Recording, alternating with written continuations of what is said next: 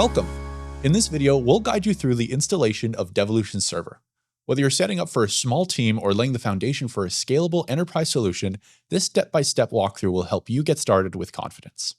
Devolutions Server is a web application, which means you access it through a browser, either through the internet or your internal network.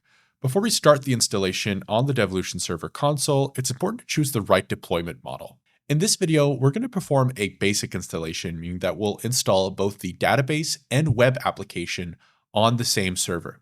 However, keep in mind that this is not the recommended topology, as it will impact performance.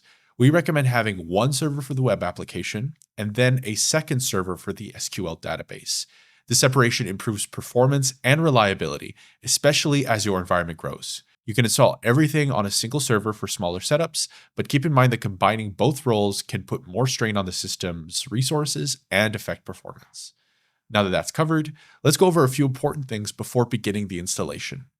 Make sure that .NET 9.0 is installed on the web server.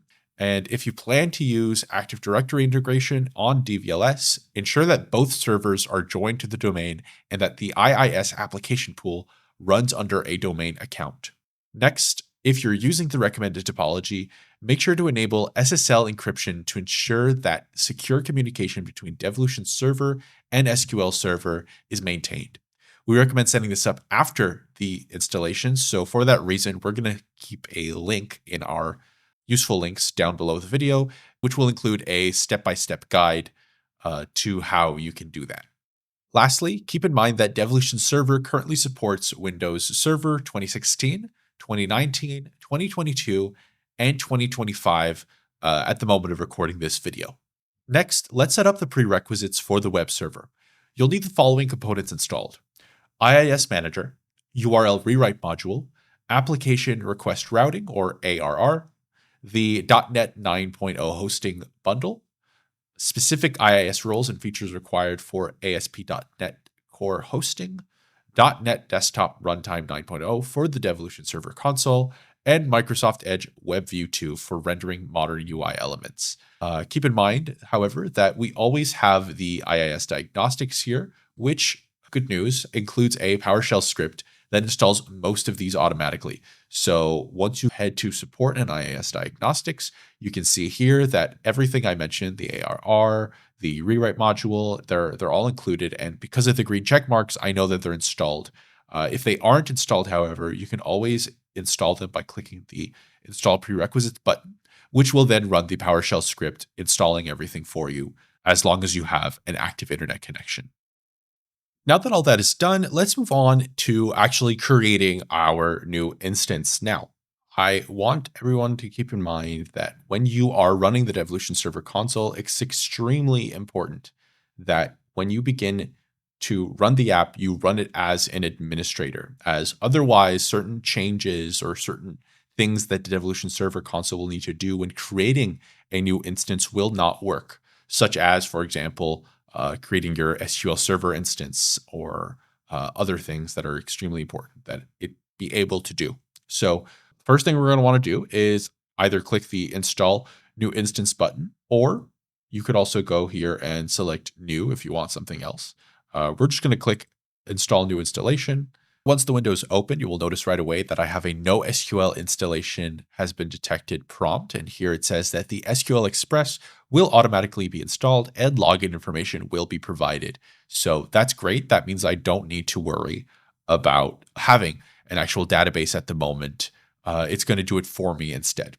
Then we see here that I have two tabs here that I can modify or use in order to have an installation behave the way I want. So for example, here I have my certificate. A self-signed certificate will be created and used by default.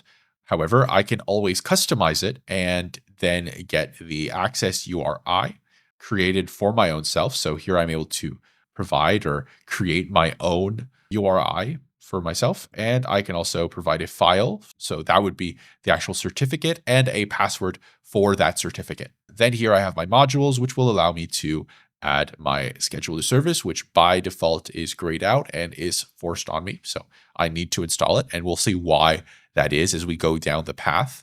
The schedule service is actually extremely important for the Devolution server. And we also have Devolutions Gateway. So if you have that included in your license, it's extremely important that you install it here. So we're going to add it. And so we'll get our Devolutions Gateway installed along with the Devolution server. Now I'm going to put this back to self-signed since, again, I'm doing a very basic installation. So I'm going to allow the access URI to be created for me and also get my login information provided for me as well. So if I click install, if we wait a while, we'll notice that a prompt will appear with a bunch of different credentials. So here we are with that prompt. And right away, we get our SQL Express credentials. So it will create an SA account with the following password, the DVLS admin credentials as well. So it's going to create a Devolution server user for my instance of Devolution server, which will be an admin, which is great. And I also have an encryption key password that I can get. Now, it forces you, for good reason, to save all of these credentials in a single file. So here I'll click Save As. And then here by default, I have DVLS 2025-1028, which is the date today. And I have my password. So this is a text file, which you can add anywhere you'd like. I'm going to put it on the desktop. However, I'd highly suggest you find somewhere else to add this text file, as it's extremely important that you keep it safe somewhere. So adding it to the desktop, and right away the installation begins. So this might take a while. Once the installation is done, we'll cut to that, and I will then proceed to show you the following steps for your installation. So the Devolution server instance has been installed. We got our SQL Express installed. We then had the database upgraded and reworked so that it could fit with what we needed for Devolution server. So you'll notice here that there's a lot of upgrading happening all the way to the thousands, right? Like conversions. So right now the latest is 1106. And then we got our scheduler app and Devolutions Gateway created. Usually after this is completed, it opens up a window. However, I just wanted to show you what happened here. For the moment, the website itself has been minimized. So if we open up the application now, we notice that here I have my Devolution server. Now you might get a not secure window here, right? And that's normal if that happens. Oftentimes you can simply view more and then continue on and see what the actual website is, or you can simply modify the URL here maybe a little bit. So for example, in my case, I simply went from HTTPS to HTTP and it added the S anyway. But anyway, so all this to say is that once that's done, you will get a whole graph showing you exactly what was properly installed and what happened, and then you'll be moved on to the actual login. Now, if we remember, our login at the moment is DVLS admin for both. So we're just going to add that here and then sign in. Right away, we get a prompt to create a new password. So we'll do just that right now. I'm going to create my new password here so that I can access the new Devolution server instance.